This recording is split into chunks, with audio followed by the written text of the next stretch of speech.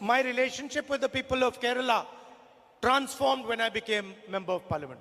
എന്നെ സംബന്ധിച്ചിടത്തോളം കേരളത്തിലെ ജനങ്ങളുമായിട്ടുള്ള ആത്മബന്ധം അതിന് വലിയ പരിവർത്തനമാണ് ഇവിടുത്തെ ഒരു പാർലമെന്റ് അംഗം എന്ന നിലക്ക് തിരഞ്ഞെടുക്കപ്പെട്ടതിന് ശേഷം ഉണ്ടായത്. I suffer when I see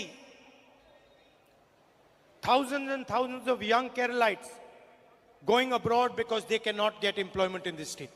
ആയിരക്കണക്കിന് ചെറുപ്പക്കാർ ഈ നാട്ടിൽ തുടരാൻ ആഗ്രഹിക്കുന്നവർ ഒരു ജോലി കിട്ടാത്തതിന്റെ പേരിൽ അവര് നാട് വിടേണ്ടി വരുന്നത് കാണുമ്പോൾ അതിന്റെ വേദന അനുഭവിക്കുന്ന ഒരാളാണ് ഞാൻ.